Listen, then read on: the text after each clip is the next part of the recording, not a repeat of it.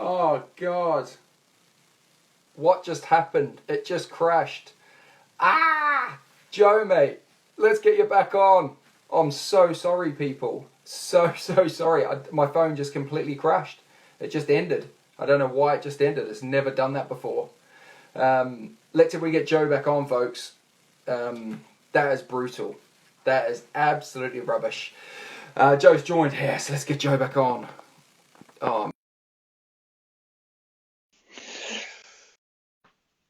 Oh, sorry about that, people.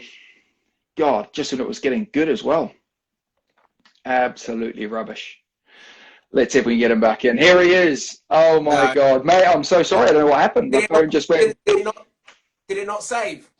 I have saved it. Yeah, I have That's I good. have I have saved it. So we're going to have a part one and a part two with Joe. So that's how that's how we roll as royalty, mate. Two parts. Sorry. Let's kick off where we left off, mate. So yeah, No. basically, like, and this is just enough is enough. The world has. This is spotlights on it now. You can't, I mean, one thing I don't really don't understand is why. I know it's important for videos and films footage like that to go viral, but I don't Mm. know why people watch people losing their lives, and predominantly it's black. Predominantly, I'm guessing. I don't know. I would think that's the case. I've seen white people getting beaten to bits and stuff like that, but why? I don't Sure. understand why people watch that. But anyway, that's another story, mate. That's another Yeah. story. Yeah. I mean, I think you're completely right. You know, people are into what's the word for it again?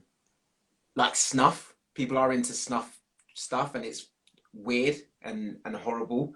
Um, but I think if we're talking now specifically about the way in which people are able to watch videos of black people being shot, black people being beaten up, black people being asphyxiated.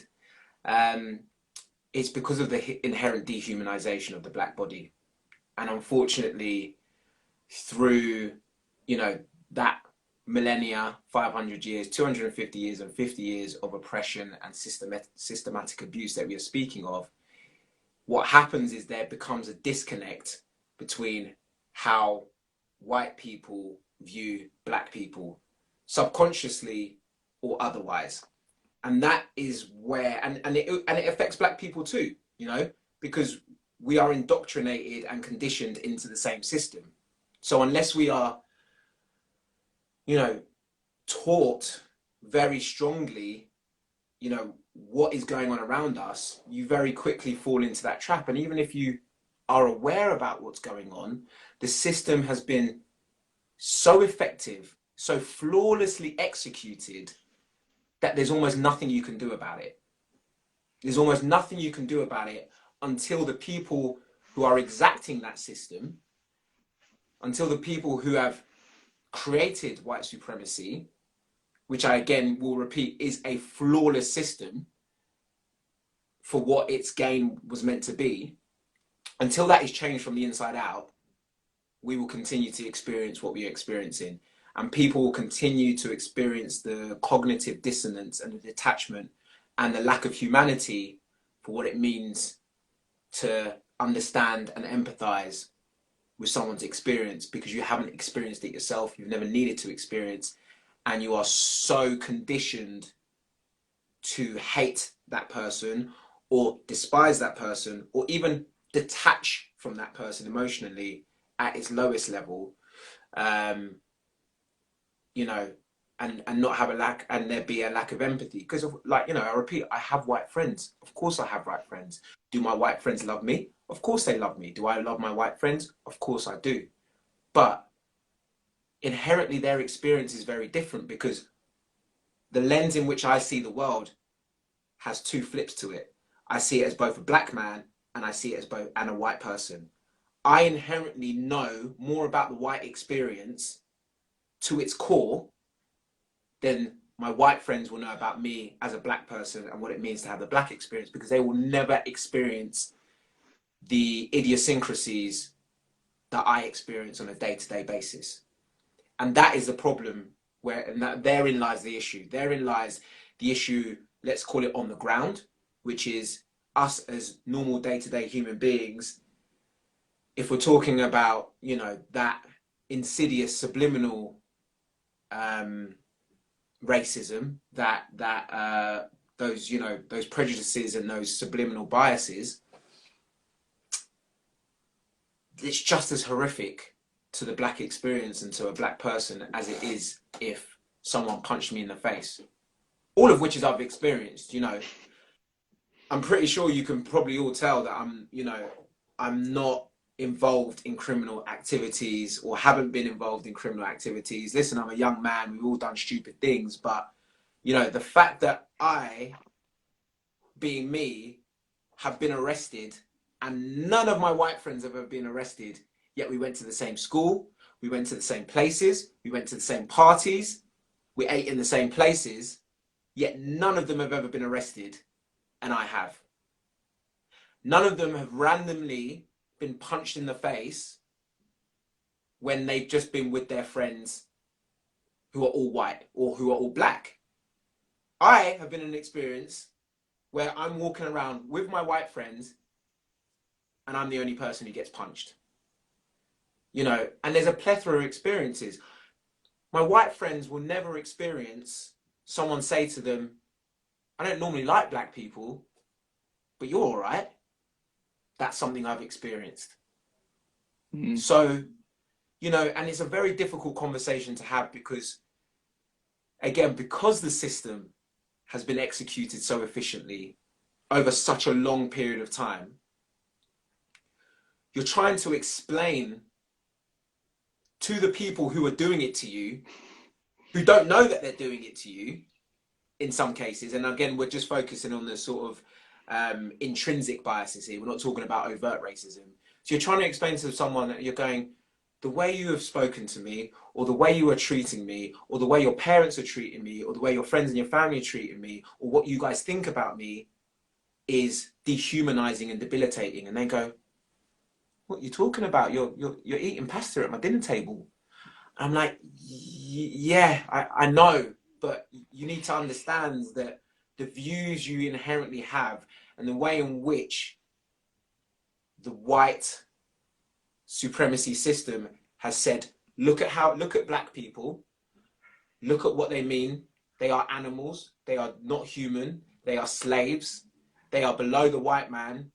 All those things have an impact decade after decade, century after century, and millennia after millennia. And for anyone to say that racism is the one thing in the world that there isn't a cause and effect,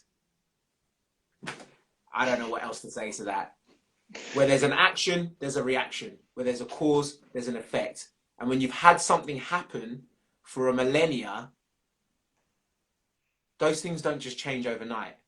And you may put actions into place that say, we no longer do this, or we no longer believe this is right, but you know, that a lot of those responses are very much surface level. And yeah, there's been massive strides in the last 10, 15 years in terms of understanding the psychological impact of racism. You know, what unconscious bias is, what implicit bias is, what subliminal racism is, what microaggressions are. And people beginning to understand that those are the things that, though you might see yourself as a white person not being racist, unfortunately, because of the society you've grown up in, those things are implicitly in you. Again, unless you've had the fortune of really having those things drilled into you. Because even as black people, we don't have those things drilled into us. You know, we are part of the system as well. You know, it takes a long time for us to start to understand where we sit, but we're constantly taught the very basic lesson of, you have to work 2 times as hard. You have to work 10 times as hard. Why is that, mum? Why is that, dad? Because you're black. But why? Because you're black. That's just the way the world works. Because you're black, you have to graft. Be careful when you go out and don't cause trouble. If your white friends are doing something stupid, stay away. Why? Because you're black. Yeah. And you're going to get arrested. but they will as well. No, they probably won't. You know, all of these things, yes, we don't experience them as overtly and to such a heinous extent as we do in America, but America is just the extreme example of the black, excuse me, of the black experience globally.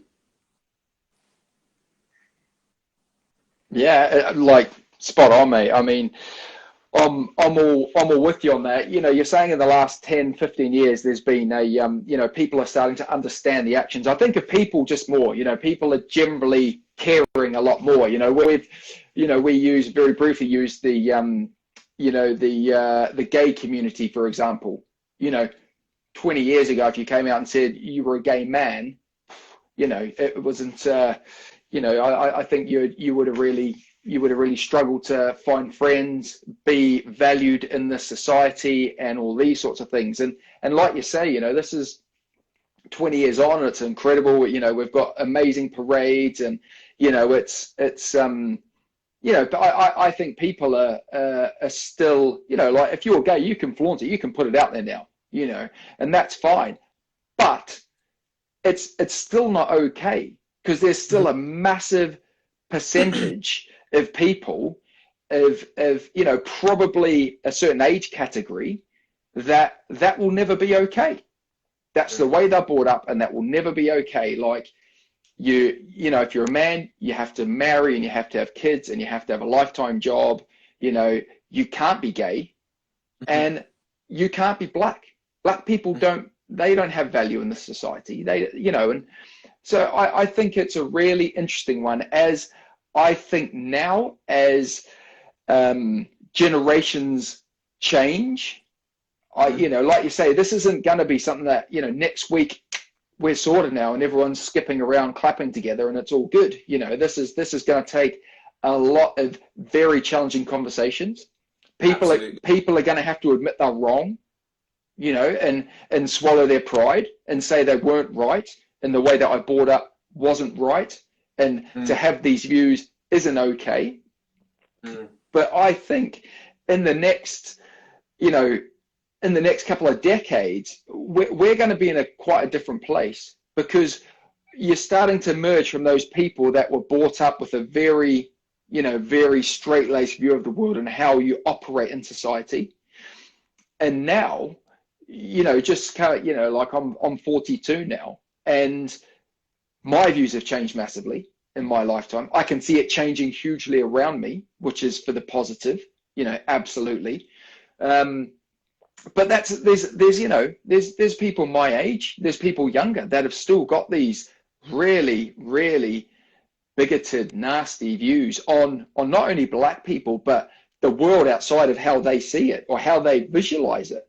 You know, and there's lots of people suffer for that, you know. But at this time, the important thing to focus on is black people. You know, that's what we need to do. And I saw a thing from Banksy, the artist, that said it was a fantastic thing, saying, you know, it's like, so you imagine you live upstairs in a flat and you've got a leak coming through the roof, and you phone the landlord and say, listen, I've got a leak coming through the roof. And he says, yeah, don't worry, we'll fix it. We'll get around to fixing it. There's only going to be so long you're going to live in that flat with that leak coming through your roof, where you're going to think, fuck this, I'm going upstairs, I'm going to fix this myself. And you're going to kick the door down of that flat upstairs and say, I'm going to fucking fix this myself. And that's kind of where we're at. That's where we're at. Absolutely. That, you know, this leak has been happening for, like you say, for centuries.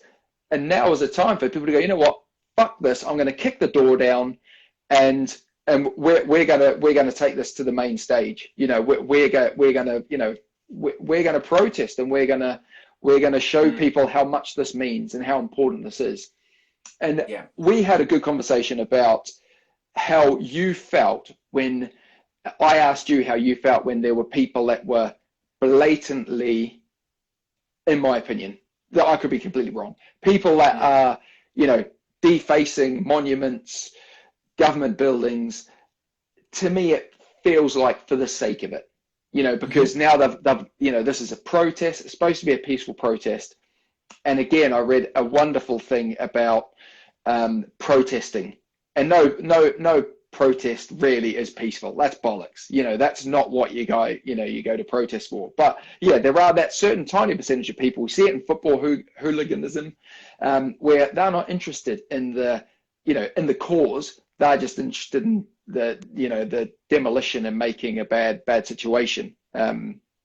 So talk to me about these protests that are happening, mate, because they're happening all over the world. They've got an incredible amount of people are coming out, are coming together, which at this time obviously is terrible. That this is happening at this time with this whole COVID and this social distancing malarkey. But there's been a huge stand.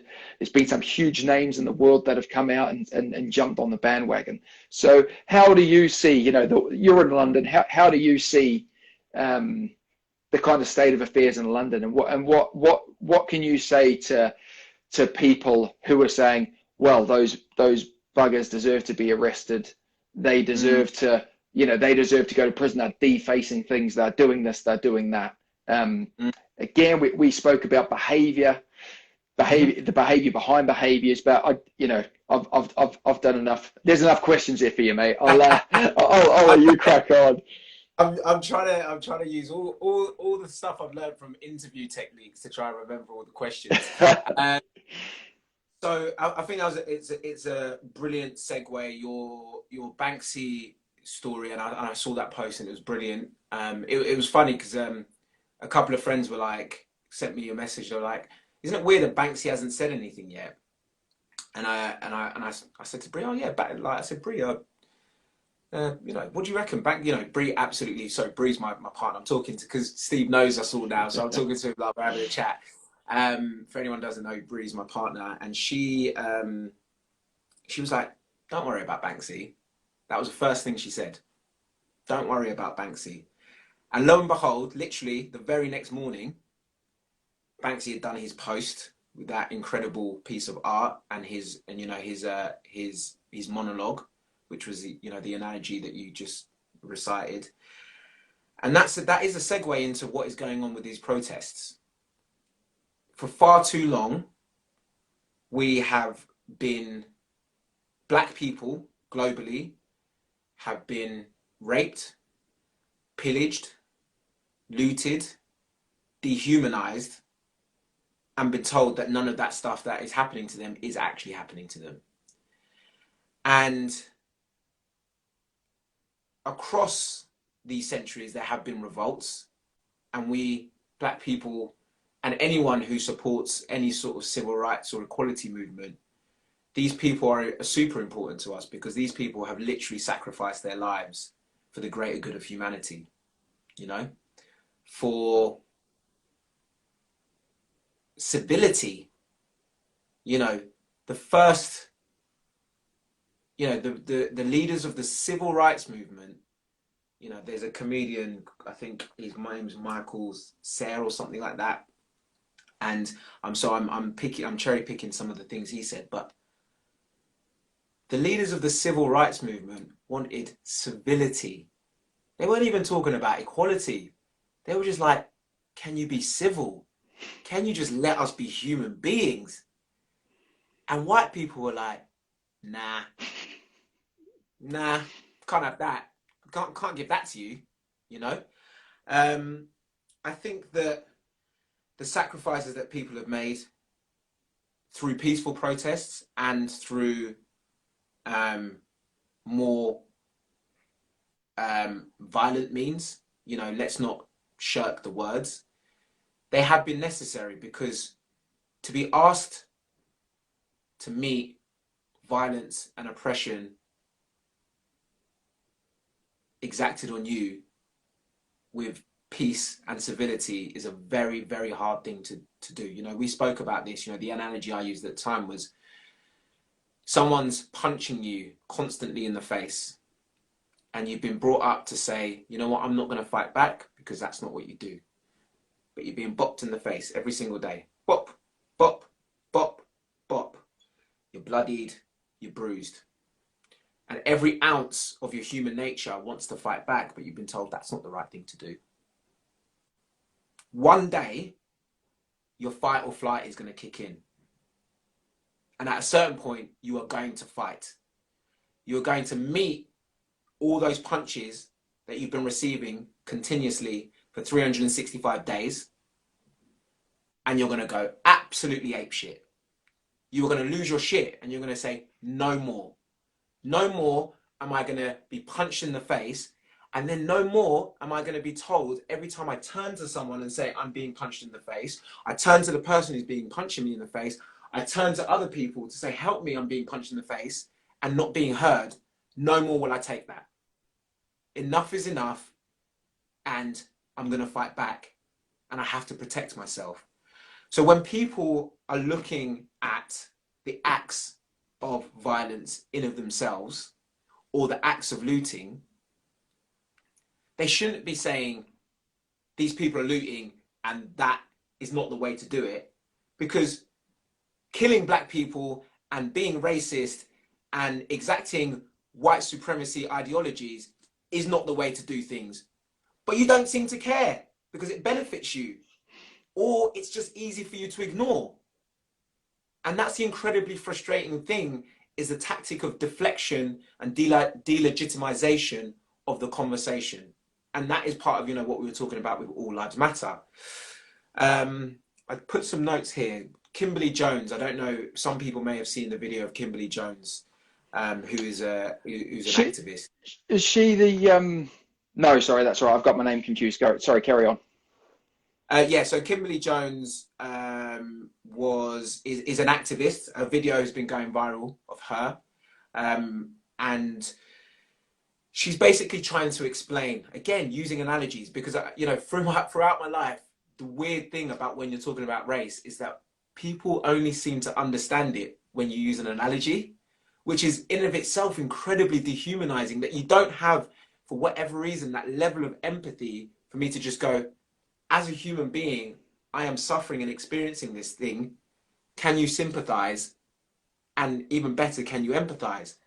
But people just go, it's not till I use a football analogy or a sporting analogy or a fucking food or cake analogy that the penny drops, and they go, oh man, I never thought about it like that. So Kimberly Jones, incredible rhetoric. She had an incredible monologue, which was basically trying to explain why people are looting and why people are rioting. And it goes into, you know, the conversation we had about Trevor Noah. Trevor Noah articulated it perfectly, which is, as a society as a whole, we are expected to uphold a civil contract with the system, which is, you behave in a certain way, you follow the rules of society, you behave in a way in which you uphold civility, you uphold righteousness, you uphold everything that is virtuous to be the best possible citizen you can, assuming there's a level playing field. Now, what happens when you are told there is a level playing field by this system, but this system continues to show you otherwise? It continues to say you are not worthy. It continues to put you in a position that is below anyone else. It continues to create obstacles that ensure that you are not benefiting from this social contract that you are expected to. And that the people who are supposed to be upholding that social contract, i.e. the police specifically in this occasion, are doing their utmost to delegitimize your place in that social contract. So then you go, again, back to it, you go, fuck this system that doesn't represent me, fuck this system that doesn't care about me, I'm going to burn it down and we're going to start again. And so to people who say you're burning down your own community, in America specifically, black people don't own their communities. They were never given the opportunity to do so. And when black people had land, when they had economics, those things were taken away from them. And they were redlined. They were put in certain areas to ensure they could not prosper. They were put in certain areas to ensure there was no generational wealth. They were put in certain areas to ensure that compound interest and compound wealth was not something black people could benefit from. So when you put people in a position where you deliberately, and this isn't conspiracy theory, this is things that people know. This is out there. This is in the history books, but people choose to ignore. All this information is available out there.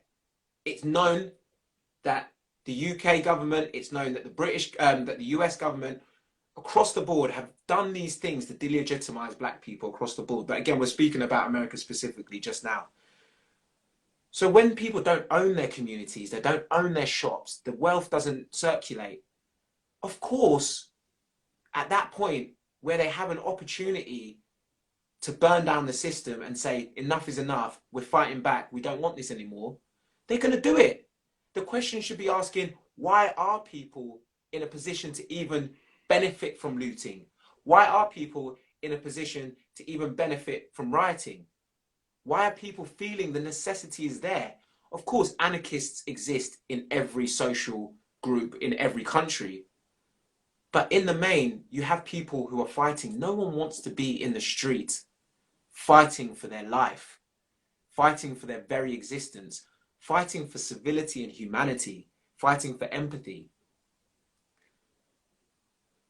Kimberly's final line in her rhetoric is, white people should be glad that all black people want is equality and not revenge.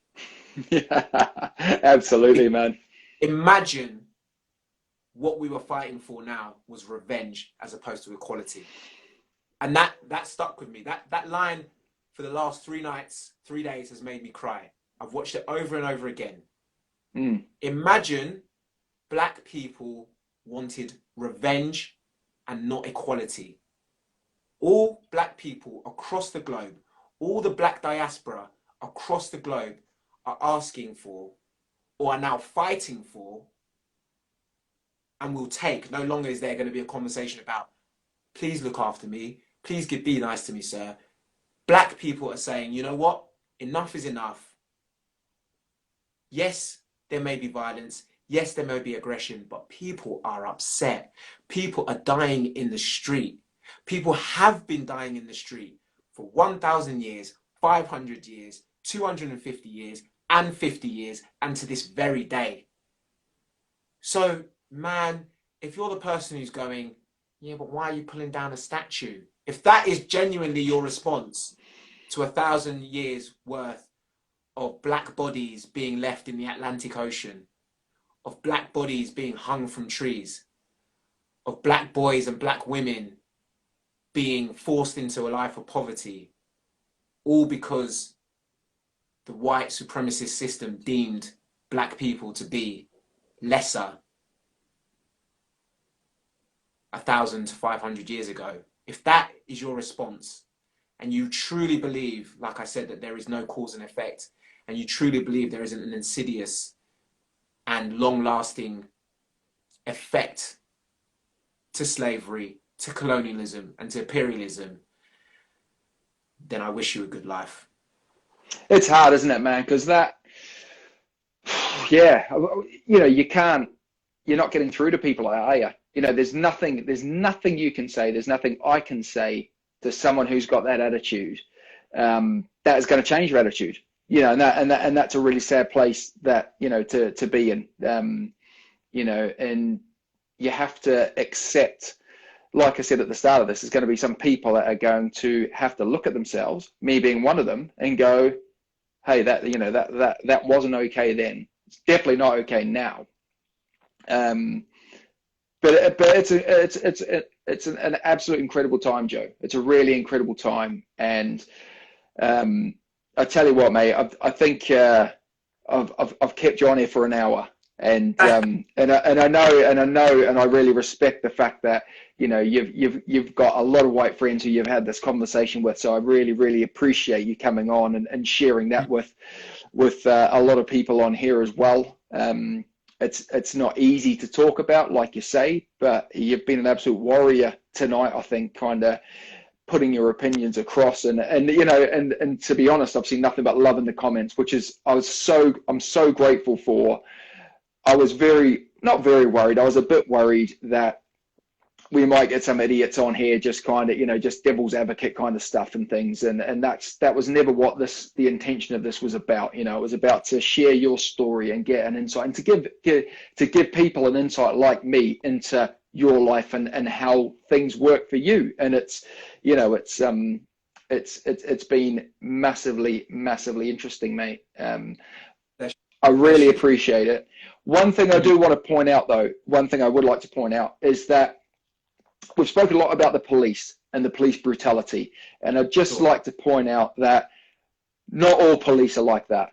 You know, like everything, there's two sides to a coin. And, you know, and I hate, you know, the police are amazing group of people that, you know, really put themselves in danger a lot of the time to do the good for us as a community, as a humanity, to help us.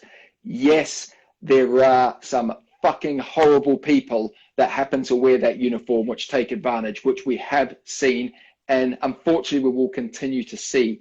But I just want to shout the police out and go, hey guys, you're fucking great. I love what you do. Let's all do it to the best of our ability. And you know, I'm happy to draw a line under it there. But yeah, they're an incredible bunch of people. This isn't all about police racism at all. This spans across the board. No, completely agree. Like in any, you know, in any public service, there are amazing people, and you know, the police risk their lives every day. You know, there's danger every day. You know, the ambulance service and the fire service, all of that, you know, all our public services, we are grateful because they are public servants. And there are many amazing Black, white, Asian, whoever, who work within these services that we are grateful for every day. We just have to remember that, unfortunately, because of the system in which has been created and the ideologies that have been created, and like we said, you know, many of them subliminal, and people don't realize that those things pervade things like policing. And until we recognize that this is a global issue and it's a systemic issue that then filters into places like work, places like policing, places like economics, then those issues that we are talking about now will continue to be pervasive. So, you know, I implore any human being, whether you work in the emergency services, whether you work for the police or otherwise, to just think about how your relationship with Black people and with ethnic minorities reflects the job you do on a daily basis, and especially with the police. And, you know, it's a time for reflection. Again, we are grateful to them as public servants, but, you know, their humanity does come into what they do. And the fact that they are asked to do something which is part of a system. And, you know, it's another conversation, and we've touched on it, but, you know, when a system is set up to belittle a certain demographic and there are servants asked to do that work, we have to question what is going on there. So yeah, 100% shout out to the police, the good police, the good people, the good police, the good people out there doing the right thing and serving us, you know, to protect and to serve, irrespective of class, creed or color. And for those who are aware of what's going on but don't want to change, I hope that if you are listening to this, or you ever see this, or you know people out there who work in these industries, who work in these services, that they may be able to see it a little bit differently, then fantastic. And thank you to you, Steve, for opening your heart to the conversation. Thank you for listening to me, because that's what all of this is about. It's about listening, and it's about sharing.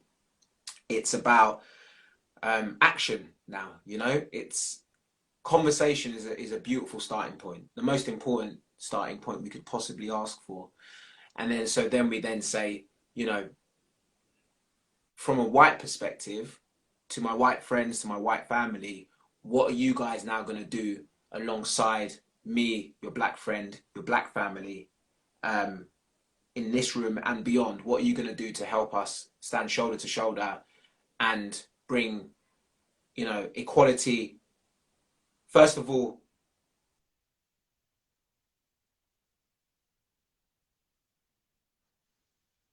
in intersections of society, because, you know, this is the most overt oppression, but of course oppression exists across other intersections as well. And once we begin to be able to empathize with the human experience across all of these intersections, we will have a much more beautiful world. Absolutely, mate. And what a lovely note to end on. Mate, like I said, I really appreciate your time. I really appreciate your honesty. You always speak from the heart, mate, and it's an absolute pleasure to call you a friend, and a royal one at that, mate. Thank you so much, sir. Steve, you know the love I have for you. You're a champion. You're a great man. You're a wonderful man. You know, the Energy Crew absolutely love you. I think you've become a de facto totem of the Energy Crew. So yeah, thank you for showing us so much love, and I know, yeah, I can't wait to come up and go for a cycle with you. Can I? Hopefully, I can jump on the tandem with you. Well, hey, there's a thing, mate. There we go. That's what we can do for racism, mate. We can get on the tandem and we can go around celebrating the multicultural tandem, mate. That would be awesome. Absolutely. Yeah. Should we finish off with a very quick game of emoji bingo? Let's hit him, man. Hit him with it. Light it up, as you say. Light it up. Light it up. All right. Let's get ready. What have we got? I don't know if we've done. Okay. Emoji bingo. There we go. Light it up. Who's first? Robots. Who can get it out there? Who can get it? Who's coming? Oh, there's still too much love coming on. They're not paying attention, mate. Can't get it. Who's going to be first? Oh, Liam. The Irish Nigerian, the man himself. He's is next in second. And Emily in third. All right, we're going for the next round. Who's quick enough? Light it up. Light it up, literally. Let's have it. Bree, you're way too late on the robot, Bree. Come on. Liam's he's throwing in his Irish flag. Oh, he's got two for two. Louise in second, Hannah in third. Right. I think you know what's going to happen. Liam could potentially be the triple threat champion for the Steve Bate special edition emoji bingo. Are we ready? My goodness. Can it be done? All right. Liam, this is you to be crowned triple threat. Let's see if we can do it. Light it up. Oh, that's a tough one. It's a tough one. That is a tough one. Unfortunately, Louise, I'm sorry, but it goes by who we see first on the screen. Sorry, mate. Oh, Jen got in there. Decent, mate. Jen's got in there. Yeah. Smashing. Well fair done, play. Jen. Liam was robbed. Fantastic, man. So, mate, lastly, what's next for you, man? Any next? challenges? What happens now?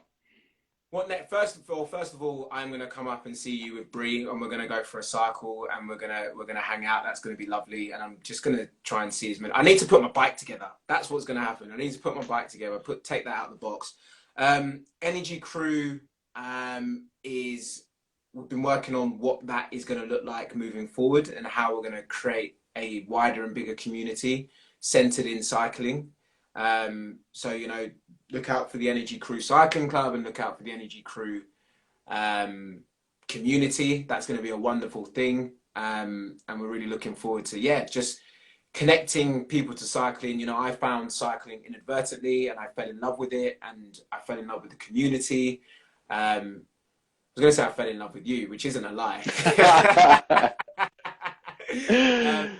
So, you know, I'm really looking forward to taking advantage of this time as a novice cyclist myself, and the fact that we've got COVID-19 going on, and post lockdown, post COVID, how we get more people into cycling, how we get more people into amateur, and just cycling as a hobby, and and then hopefully into more things like racing. I want to see more black and ethnic minority kids in competitive cycling, and kids from more disenfranchised backgrounds getting into cycling. And so if the Energy crew and our family and community can start helping not only ourselves get fit and fall in love with cycling, but help kids who otherwise might not be able to do that, then we've done our little part. So yeah, that's hopefully what's next, mate. Fantastic, mate. It all sounds absolutely incredible. And if I could play a small part in that, mate, I'd absolutely love to help out and kind of and push it out there for you guys, man. Absolutely. Be wonderful. Thank you so much. Super cool. Yeah, mate. Much love to you, brother. Thank you very much for your time. Sorry it cut out. It's because there was too much love on Insta Live. They couldn't deal with it. So, hey, it's been super cool. Like I said, thank you so much. And we'll speak soon again, my brother. Good night. You're a champion. Good night. God bless. Good night, everyone. Take care. Thank you.